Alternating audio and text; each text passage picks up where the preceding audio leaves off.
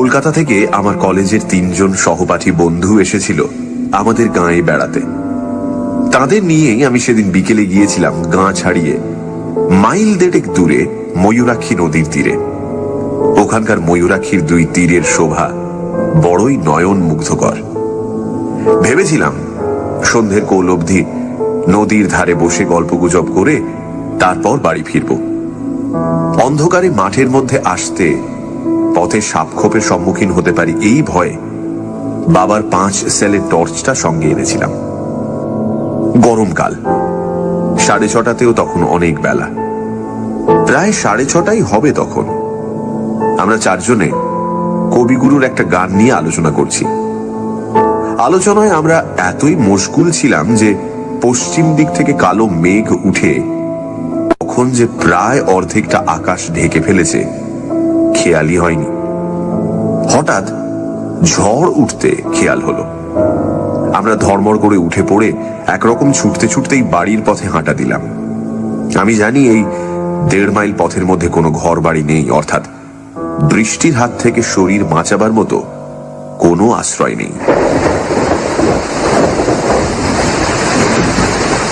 বরাত মন্দ, 5-7 মিনিটের মধ্যেই দৈত্যের মতো কালো মেঘটা সারা আকাশ ছেয়ে ফেলল এবং মুষলধারে বৃষ্টি নামল।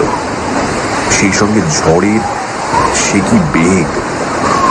প্রাণপণে ছুটতে লাগলাম আমরা 4 জনে। ছুটতে ছুটতেই আমার খেয়াল হয়ে গেল যে আরেকটু এগোলেই আমাদের ডান পাশে পড়বে একটা পোড়ো কালী মন্দির। সেখানে গিয়ে উঠলে ঝড় বৃষ্টির হাত থেকে বাঁচা যেতে পারে। কিন্তু সন্ধ্যের পর ওই মন্দিরের ধারে কাছে কেউ ঘেঁষে না। আমারও মন চাইছিল না ওদিকে যাওয়ার। গাঁয়ের অন্য সকলের মতো ওই মন্দিরের প্রতি আমার মনেও ভয় আছে। অবশ্য ভয়ের কোনো কারণ আজ পর্যন্ত কিছু ঘটেনি কারো ক্ষেত্রে। ভয়টা কেবল সংস্কার বশেই।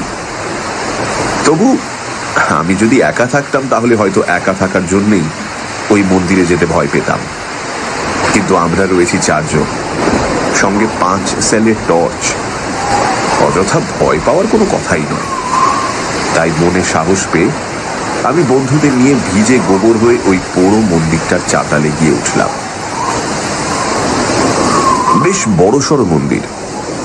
মন্দিরের 2 পাশে ও পিছনে আরো খানচারেক ঘর আছে। এই মন্দির ছিল একজন তান্ত্রিকের। ঘরগুলির মধ্যে একটাতে নাকি মায়ের ভোগ রান্না হতো, অন্য ঘরগুলিতে চেলা চামুন্ডাদের নিয়ে তান্ত্রিক বাস করত। মন্দির ও ঘরগুলির কিছু কিছু অংশ এখন ভেঙে পড়েছে। দেওয়ালে, ছাদে গাছপালা গজিয়েছে। মন্দির প্রাঙ্গণ লতা গুল্মের ঝোপে ঝাড়ে আবৃত। এমন মুষলধারে বৃষ্টি না নামলে আমি কখনোই এই পোড়ো মন্দিরে আশ্রয় নিতাম না। এখন মাত্র সন্ধে রাত, কিন্তু জায়গাটার পারিপার্শ্বিক পরিস্থিতি দেখে মনে হচ্ছে যেন মাঝরাত। বন্ধু শ্যামল বলল, আচ্ছা জায়গায় আমাদের নিয়ে এলি বটে, সাপে কোপে কামড়াবে না তো আবার? আমি টর্চটা জেলে চারিদিক দেখে নিয়ে বললাম, দেখে তো সেই রকমই মনে হচ্ছে। কি করব ভাই, যা বৃষ্টি নামলো। বাড়ি যে এখনো অনেক দূরে, আর এই বৃষ্টিতে এতখানি রাস্তা ভিজলে সবাইকেই কিন্তু জ্বরে পড়তে হবে। আরেক বন্ধু রতন বলল, সে কথা সত্যি। কি মন্দির ছিল রে এটা? দেখে তো মনে হচ্ছে এককালে খুব জাঁকজমক করে পুজো আচ্ছা হতো এখানে। হ্যাঁ, মারাত্মক রকমের জাঁকজমক সহকারী এখানে কালী প্রতিমার পুজো হতো শুনেছি। সে জাঁকজমক এতই মারাত্মক ছিল যে কোনো লোক পুজো দেখা তো দূরের কথা, কোনোদিন প্রতিমা দেখতেও এখানে আসতো না। এই কথা শুনে শ্যামল, রতন ও অজয় সবিস্ময়ে জিজ্ঞাসু চোখে আমার দিকে তাকালো। আমি বললাম, শোন তবে এই মন্দিরের ইতিহাস, যেটুকু আমি জানি। আমার ঠাকুরদার বয়স যখন ছিল 24-25, সেই সময় এই মন্দিরে কালী সাধনা করত একজন তান্ত্রিক কাপালিক। শুনেছি সেই কাপালিকের চেহারা এতই ভয়ঙ্কর ছিল যে কোনো সাধারণ মানুষ তার ধারে কাছে যেত না। 7-8 জন চেলা ছিল তার, তাদের চেহারাও ছিল ভয়ঙ্কর। ওই যে বেদিটা দেখছিস, ওই বেদির ওপর থাকতো কালী মূর্তি। তখন কেউই জানতো না যে ওই মূর্তিটা নকল কি আসল। অর্থাৎ নিচেকার একটা গোপন কক্ষে মন্দিরের পিছন দিকে একখানা ঘর আছে। সেই ঘরের মেঝের মধ্যে দিয়ে নিচেকার ঘরে যাওয়ার সিঁড়ি আছে। এই ব্যাপারটা আকস্মিকভাবে টের পেয়ে যায় আমাদেরই গাঁয়ের একদল ছেলে। দলে তারা 6 জন ছিল। সেদিন তারা গিয়েছিল পাশের গাঁয়ে এক বউ ভাতের নিমন্ত্রণ খেতে। খেয়ে দিয়ে যখন তারা ফিরছিল, রাত তখন 11টা। আমরা আজ যে কারণে মন্দিরে এসে ঢুকলাম, সেদিন তারাও ঠিক একই কারণে এই মন্দিরে আশ্রয় নিতে বাধ্য হয়েছিল। আজকের মতো সেদিন রাতেও এমনই মুষলধারে বৃষ্টি নেমেছিল। তারা এই মন্দির চাতালে উঠে দেখে প্রতিমার দরজা বন্ধ, মানুষের কোনো সাড়া শব্দ পাওয়া যাচ্ছে না। তারা ভাবল কাপালিক ও তার চেলা চামুন্ডারা সবাই বোধহয় ঘুমিয়ে পড়েছে। এমন সময় তাদের কানে পৌঁছয় পুজোর ঘণ্টার ধ্বনি। কিন্তু ঘণ্টার যে আওয়াজ তাদের কানে আসছিল, সে আওয়াজটা ছিল খুব চাপা, ক্ষীণ। প্রথমটা তাদের মনে হয়েছিল খানিকটা দূর থেকে বোধহয় আওয়াজটা আসছে, তাই এমন চাপা মনে হচ্ছে। তারপরই তাদের খেয়াল হলো যে এই মন্দিরের চারিপাশের প্রায় মাইল খানেক জায়গার মধ্যে কোনো বাড়িঘর লোক বসতি নেই। তবে তবে ওই ঘণ্টার শব্দ, তাহলে নিশ্চয়ই এই মন্দিরের মধ্যেই অন্য কোনো ঘরে পুজো হচ্ছে। এই কথা মনে হতেই ওই 6 জন ছেলে উঠে দাঁড়ালো। ওদের মধ্যে 3 জনের টর্চ ছিল। একজন বলল, এই চল তো ভেতরের দিকটা একবার চুপি চুপি ঘুরে দেখে আসি, কোথায় কি পুজো হচ্ছে। যতগুলো ঘর ওই মন্দিরের ভেতরে ছিল, সব ঘরের দরজাই তারা বন্ধ দেখল। ছেলেরা প্রত্যেকটি দরজার গায়ে কান দিয়ে বুঝল এসব ঘরের মধ্যে কোনো আওয়াজ নেই। তবে ঘন্টার শব্দ আসছে কোথা থেকে? তারপর তারা মন্দিরের পেছন দিকে যেতেই তাদের মনে হলো ঘন্টার আওয়াজটা এখানে স্পষ্ট। টর্চের আলোয় দেখল সেখানে একটা ঘর রয়েছে এবং ঘরের দরজাটাও আধখোলা অবস্থায়। ছেলেরা এবার আরো হুঁশিয়ার হলো। ঘরটার মধ্যে কোনো লোকজন থাকতে পারে বলে তাদের মনে সন্দেহ হওয়ায় তারা অন্ধকারের মধ্যে গা মিশিয়ে নিশ্চুপে অনেকক্ষণ অপেক্ষা করল। কিন্তু ওই ঘরটাও জনশূন্য রয়েছে। এ ব্যাপারে শেষ পর্যন্ত নিশ্চিন্ত হয়ে তারা সকলে ধীরে ধীরে ওই কক্ষে প্রবেশ করল। ভেতরে কি আছে এটাই তারা দেখতে চায়। কিন্তু ঘরটার মধ্যে ঢুকতেই ঘন্টার শব্দ আরো স্পষ্ট হয়ে উঠল। এবার তারা বুঝল ওই ঘরের মধ্যেই ঘন্টার ধ্বনির রহস্য লুকিয়ে আছে। টর্চের আলোয় তারা ঘরের মেঝেতে একটা বিরাট চৌকো ভারী লোহার পাত দেখতে পেল। লোহার পাতটা দেখে তাদের মনে কেমন যেন সন্দেহ জাগলো।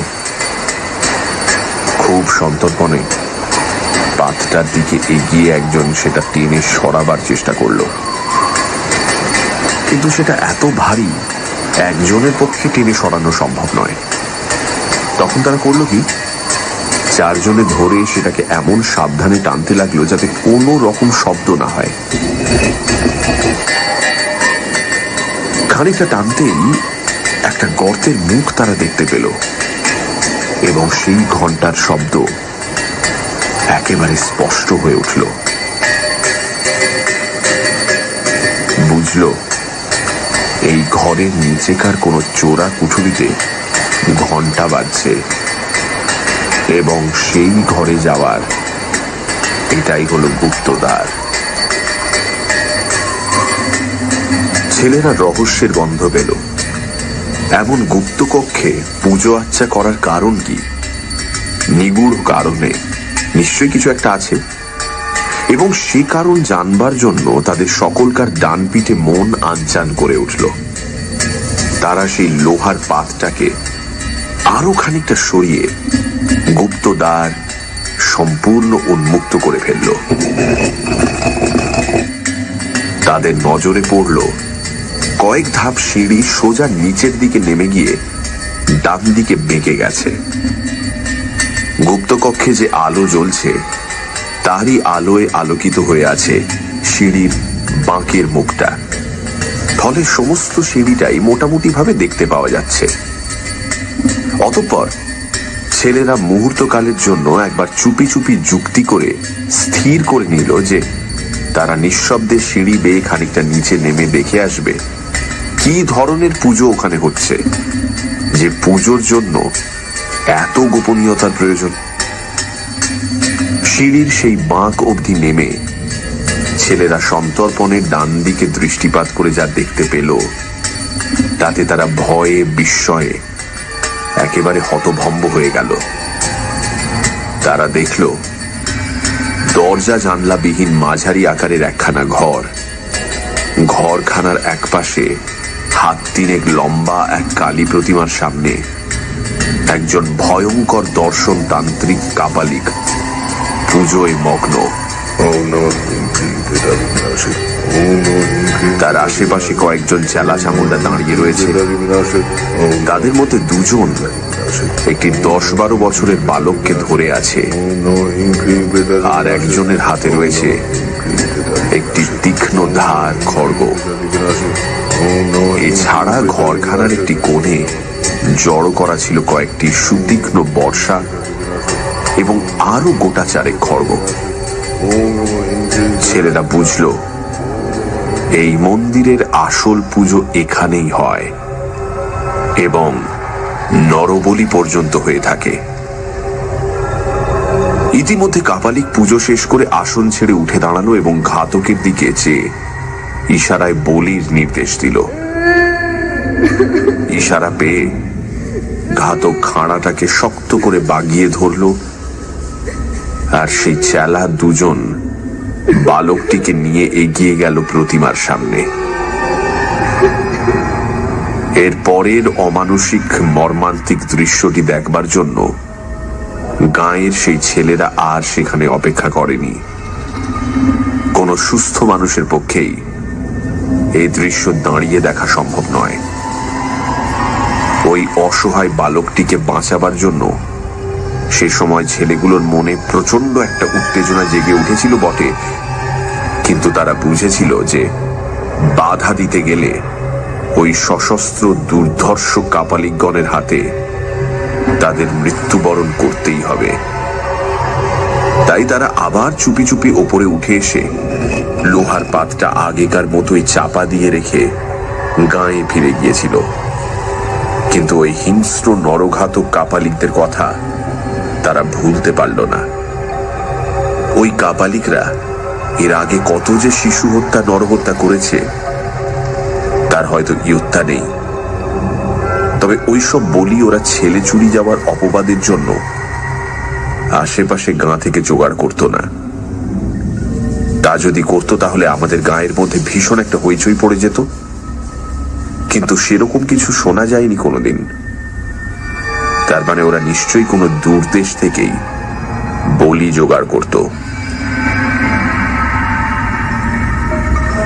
যাই হোক, ভবিষ্যতে আর যাতে তারা কোনো মানুষ খুন করতে না পারে, ছেলেরা তার যথাযথ প্রতিকার করবার জন্য বদ্ধপরিকর হয়ে উঠল। নির্জনে অনেকক্ষণ ধরে যুক্তি করে তারা স্থির করল যে ওই কাপালিক ও তার চেলাদের সকলকে তারা হত্যা করবে, এবং কিভাবে হত্যা করবে তারও একটা সাংঘাতিক উপায় স্থির করে ফেলল। দিন 6-7 পরই একদিন রাত 10টা নাগাদ তারা আবার এই মন্দিরে চলে এলো। তাদের সঙ্গে বড় বড় টিনের 2 টিন পেট্রোল।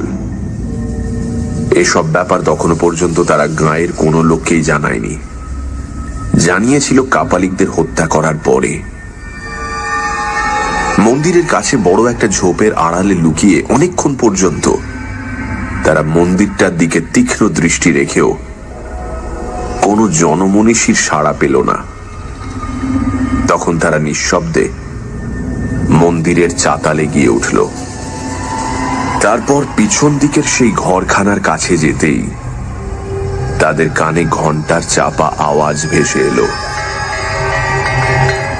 এতক্ষণে তারা নিশ্চিন্ত হতে পারল, যাক, পুজো হচ্ছে এবং কাপালিকেরা তাহলে এই পুজোর ঘরেই আছে। অতঃপর তারা এসে হাজির হলো সেই গুপ্ত দ্বারের কাছে। তাদের এর পরের কার্যকলাপ অত্যন্ত ক্ষিপ্রতার সঙ্গে শেষ হলো। একজন একটু তফাতে সরে গিয়ে দেশলাইয়ের কাঠি জেলে একটা কাগজ ধরালো, আর একদিকে অন্য ছেলেরা লোহার পাতটা সরিয়ে ফেলে সেই গুপ্ত গহ্বরের মধ্যে 2 টিন পেট্রোল পুরোটাই ঢেলে দিল। তারপর সেই জ্বলন্ত কাগজের টুকরোটা ভেতরে ফেলে দিতেই দপ করে গহ্বরের মধ্যে আগুন জ্বলে উঠল।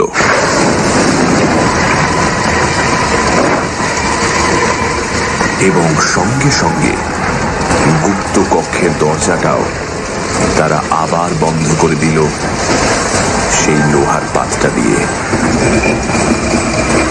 ততক্ষণে গুপ্তকক্ষের মধ্যে কাপালিকদের বিভৎস অন্তিম চিৎকার শুরু হয়ে গেছে।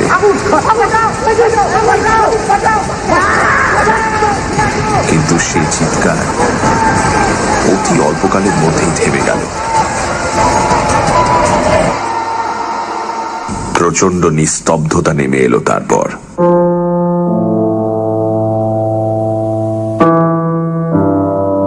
শত্রু ধ্বংস করে ছেলের দল বীর বিক্রমে গাঁয়ে ফিরে গিয়ে সকলের কাছে প্রকাশ করেছিল তাদের দুঃসাহসিক কাণ্ড কারখানার কথা। তা শুনে গাঁয়ের লোক স্তম্ভিত হয়ে গিয়েছিল। কিন্তু এই মন্দিরের ধারে কাছে আগেও যেমন কেউ আসতো না, কাপালিকদের মৃত্যুর পরও কেউ কোনোদিন শখ করে এদিকে আসেনি। সেদিন সেই ছেলেরা যেমন এসেছিল, আমরা আজ যেমন এলাম, তেমনি নিতান্ত দায়ে পড়ে হয়তো কেউ কদাচিৎ এদিকে এসে থাকতে পারে। গল্প শেষ করে আমি চুপ করতেই অজয় বলল, আশ্চর্য কাণ্ড। অন্য দুজন বন্ধু চুপ। হঠাৎ ভয়ে আমার সারা দেহ কেঁপে উঠল, সারাটা শরীর কুঁকড়ে গেল আমার। হ্যাঁ হ্যাঁ হ্যাঁ, বেশ স্পষ্টই শুনতে পাচ্ছি ঘন্টার শব্দ। যদিও খুব চাপা, তবুও সাংঘাতিক রকমের স্পষ্ট যেন।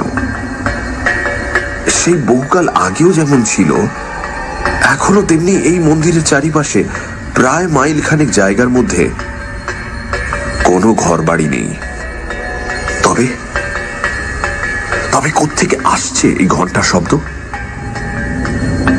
সেই গোপন কক্ষে আবার কি নতুন কোনো কাপালিক আশ্রয় নিয়েছে?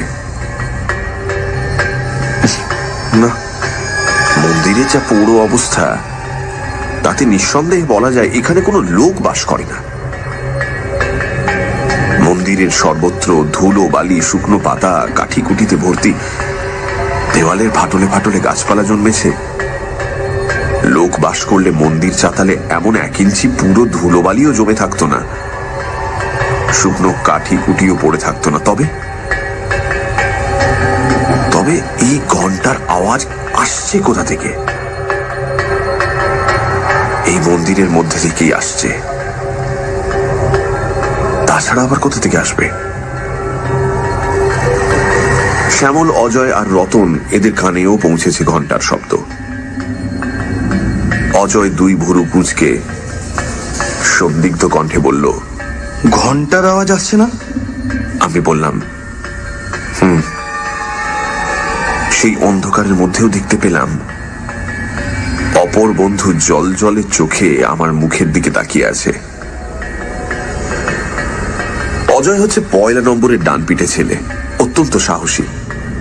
সে আমাকে জিজ্ঞেস করলো, এই ঘন্টার আওয়াজ কোত্থেকে আসছে বলে মনে হয় তোর? আগে তো কাছাকাছি কোনো ঘর বাড়ি ছিল না শুনলাম, এখন না, এখনো তেমনই। মাইল খানেকের মধ্যে বাড়িঘর কিচ্ছু নেই। তাহলে?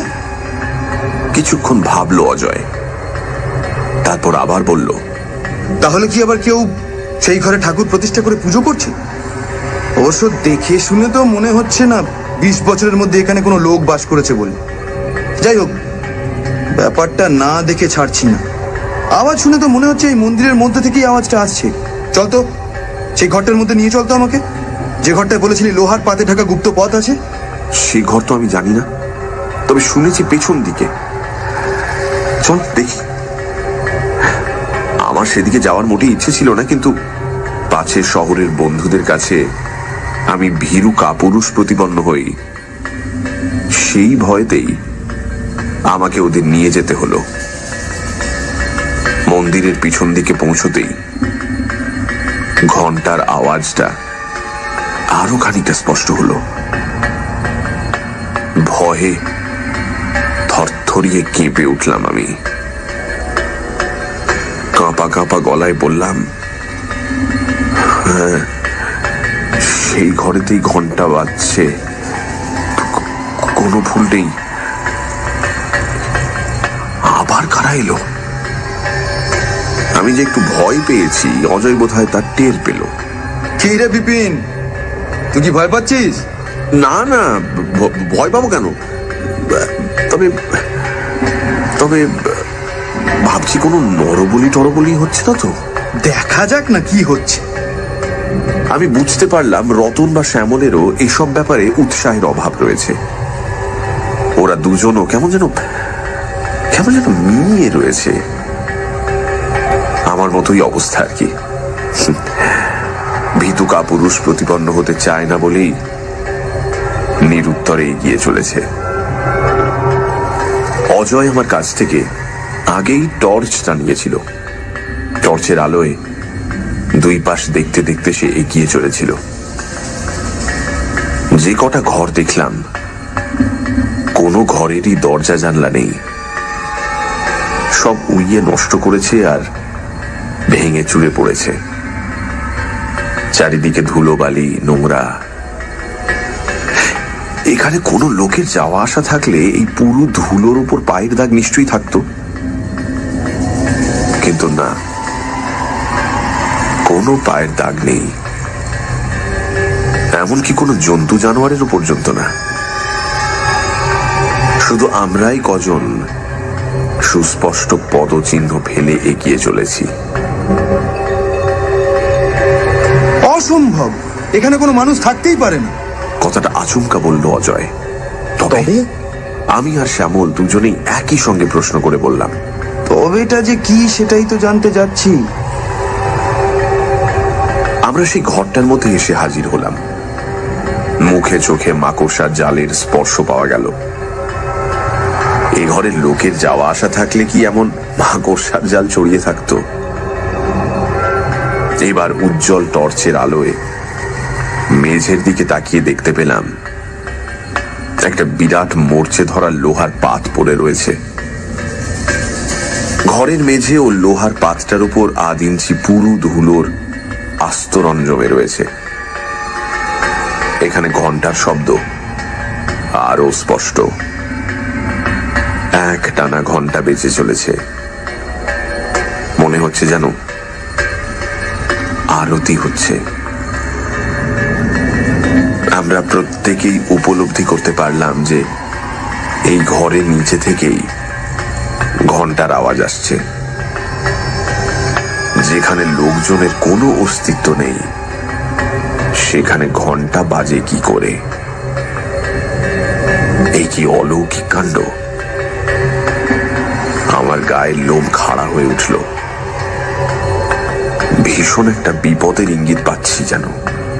আশ্চর্য, অদ্ভুত। অজয় অবাক চোখে লোহার পাতটার দিকে তাকাতে তাকাতে কথাটা বলল। শ্যামল বলল, স্পষ্ট বোঝা যাচ্ছে যে বহুকাল এ ঘরে কোনো মানুষ ঢোকেনি, অথচ নিচের ঘরে ঘন্টা বাজছে। ঘন্টা নিজে থেকেই বাজছে না নিশ্চয়ই, মানুষই বাজাচ্ছে তো। তবে কি সে মানুষ হাওয়ায় মিশে নিচের ঘরে গেছে, যার জন্য তার কোনো পায়ের ছাপ পড়েনি? তারপর অজয় বলল, সত্যিই ভাববার কথা, রহস্যের কারণটা জানতেই হবে।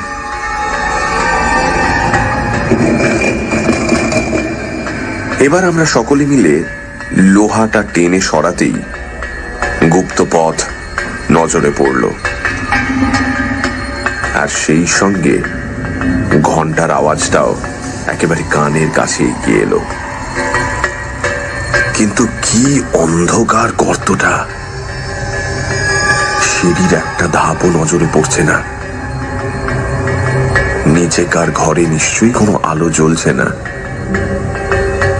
ছোট একটা প্রদীপ জ্বললেও তার আলোর রেখা নিশ্চয়ই আমাদের নজরে পড়ত, এবং সিঁড়ির নিচেকার দিকটাও অদ্ভুত আবছা ভাবে আলোকিত হয়ে থাকত।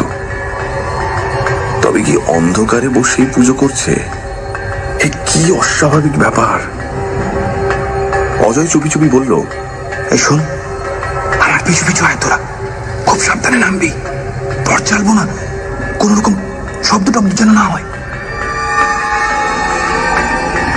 দুপাশের দেওয়াল ধরে ধরে নিঃশব্দে সিঁড়ির বাঁক পর্যন্ত নেমে দাঁড়ালাম। সঙ্গে সঙ্গে ঘন্টার আওয়াজ থেমে গেল। চোখে কিচ্ছু দেখতে পাচ্ছি না আমরা। অস্বাভাবিক অন্ধকারে আমরা চারজনে যেন অন্ধ হয়ে দাঁড়িয়ে আছি। এত নিরেট অন্ধকার জীবনে কোনো দিন দেখিনি। আমরা সকলে গায়ে গা ঠেকিয়ে বেশ কিছুক্ষণ সেখানে দাঁড়িয়ে থেকেও কোনো মানুষজন তো দূরের কথা, একটা আরশোলার অস্তিত্ব পর্যন্ত টের পেলাম না। হঠাৎ অজয়ের হাতের 5 সেলের টর্চটা জ্বলে উঠল। টর্চে ছিল নতুন ব্যাটারি। উজ্জ্বল আলোয় উদ্ভাসিত হয়ে উঠল চারিদিক। দেখতে পেলাম সেই গুপ্ত কক্ষের মেঝের উপর কতগুলো নরকঙ্কাল পড়ে রয়েছে।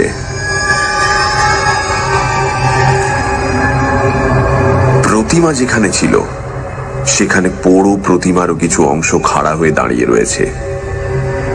ঘরের একটা কোণে সেই বর্ষা আর খাড়াগুলো রয়েছে। আরেকটা খাড়া পড়ে রয়েছে প্রতিমার কাছাকাছি জায়গায়। পুজোর ঘন্টা এবং কয়েকটা থালা, কোষাকুষি ইত্যাদি প্রতিমার সামনে পড়ে রয়েছে। এই সমস্ত জিনিস আগুনে পুড়ে এবং তার উপর ধুলোর আবরণ জমে এমন চেহারা হয়েছে যে বোঝবার উপায় নেই কোনটা লোহার তৈরি, কোনটা তামার, বা কোনটা পিতলের জিনিস। বেশ কিছুক্ষণ ঘরটা দেখে নিয়ে অজয় গলায় বেশ জোর নিয়ে বলে উঠল, অসম্ভব, এই ঘরে কখনোই ঘন্টা বাজছিল না। ঘন্টার শব্দ অন্য কোথাও থেকে আসছিল। আমাদের সকলেরই শোনার ভুল হয়েছে, আর এখানে নয়। ওপরে যাওয়া যাক, চল চল চল, সবাই চল, ওপরে চল, ওপরে চল, ওপরে চল। আমি বেশ স্পষ্টই বুঝতে পারলাম কথা বলার সময় অজয়ের গলা কাঁপছিল। আমার নিজের অবস্থাই অত্যন্ত শোচনীয়। কি যে এক নিদারুণ ভয়ে আমি ঘেমে উঠলাম। যাই হোক, আমরা ওপরে উঠতে শুরু করলাম। সবার আগে আছি আমি, আর সবার নিচে টর্চ হাতে অজয়। হঠাৎ অজয়ের আর্তচিৎকারে আমরা ভীষণভাবে চমকে উঠলাম। চিৎকার করতে করতে অজয় বসে পড়ল সিঁড়ির ওপর।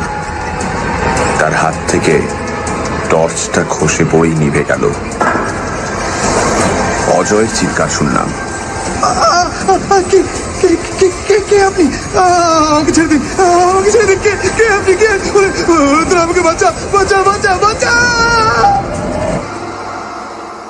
তারপরে চুপ। আমরা হুড়মুড় করে নেমে গেলাম অজয়ের কাছে। টর্চটা কোথায় পড়েছে কে জানে।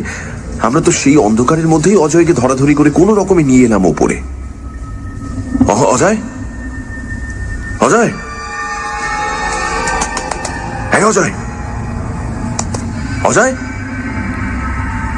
বুঝলাম অজয়ের জ্ঞান নেই। তারপর কিভাবে কত কষ্ট করে যে অচৈতন্য অজয়কে নিয়ে সে রাতে বাড়ি পৌঁছেছিলাম সে কথা এখানে না বললেও চলবে। ডাক্তারকে খবর দেওয়া হয়েছিল। তিনি দেখে শুনে ওষুধ দিয়ে বলেছিলেন, মনে হচ্ছে ভয়ঙ্কর কিছু একটা দেখে ভয়ে জ্ঞান হারিয়েছে।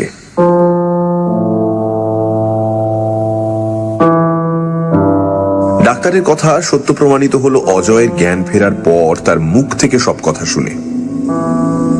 জ্ঞান অবশ্য ঘন্টা দুয়েকের মধ্যেই ফিরেছিল, কিন্তু সে মোহাচ্ছন্নর মতো ছিল পরদিন বেলা প্রায় 8টা অবধি।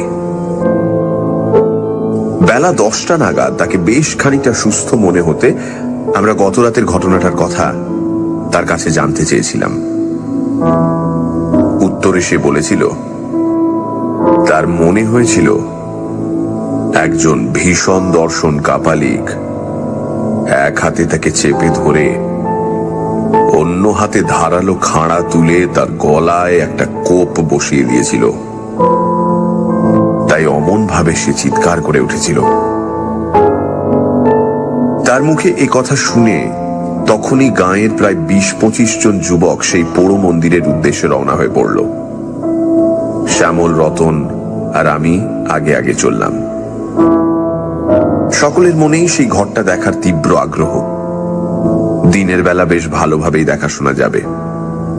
এতকাল কারো মনে কোনো আগ্রহ জাগেনি। আজ এত বছর পর একটা অস্বাভাবিক ঘটনা ঘটে যাওয়ায় গাঁয়ের আজকালকার তরুণ যুবকেরা কৌতূহল দমন করতে পারল না। দিনের বেলা হলেও সেই পাতাল কক্ষ অন্ধকারাচ্ছন্ন থাকবে অনুমান করে নিয়ে আমি গোটা 4-5 টর্চ নিয়ে যাওয়ার পরামর্শ দিয়েছিলাম। কিন্তু কার্যক্ষেত্রে দেখা গেল প্রায় 10 টর্চ নিয়ে এসেছে। গুপ্তদ্বারের সামনে এসে দেখা গেল সত্যি ভেতরটা বেশ অন্ধকার। যাই হোক, আমরা টর্চগুলো জেলে একে একে নামতে লাগলাম নিচে।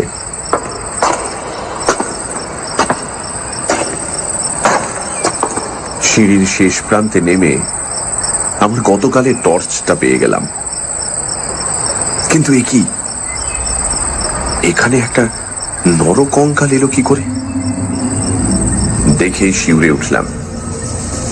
বেশ মনে আছে এখানে সিঁড়ির গোড়ায় তো কোনো কঙ্কাল ছিল না। কঙ্কালগুলো তো সবই দেখেছিলাম ঘরের মেঝের উপর এদিক ওদিক পড়েছিল। আরে, পায়ের কাছে বিরাট একখানা খাড়া পড়ে রয়েছে দেখছি। কঙ্কাল, খাড়া, না, কখনো না, এসব তো মোটেই এখানে ছিল না। ঘরের মেঝের দিকে তাকিয়ে দেখি প্রতিমার কাছে যে খাড়াটা পড়েছিল সেটাও তো সেখানে নেই। সবগুলো টর্চের আলোয় ঘরখানা প্রায় সাদা হয়ে গেছে। অন্য সকলে অবাক চোখে ঘরের মধ্যে যা যা রয়েছে সেসব লক্ষ্য করছে, কিন্তু আমার নজরে যা পড়ছে তা আশ্চর্য, অতি আশ্চর্য, একেবারে অলৌকিক ব্যাপার। প্রতিমার কাছে যে খাড়াটা পড়েছিল সেখানে খাড়াটা নেই বটে, কিন্তু সেই জায়গায় খাড়ার ছাপটা জ্বলজ্বল করে যেন জ্বলছে। বহুকাল ধরে ঘরের মেঝে ও জিনিসপত্রের উপর বেশ পুরো একটা ধুলোর আস্তরণ জমেছিল। কাজেই সেখান থেকে খাড়াটা উঠে আসার জন্যই অমন সুস্পষ্ট ছাপটা দেখা যাচ্ছে। আর ওখানকার ওই খাড়াটাই যে এখানে এসে পড়েছে এই বিষয়ে আমার মনে কোনো রকম সন্দেহ রইল না। শুধু খাড়াটাই নয়, ওই একই রহস্যজনক উপায়ে কঙ্কালটাও যে ঘরের মেঝে থেকে উঠে এসেছে এখানে, সে বিষয়েও আমার মনে স্থির বিশ্বাস জন্মালো।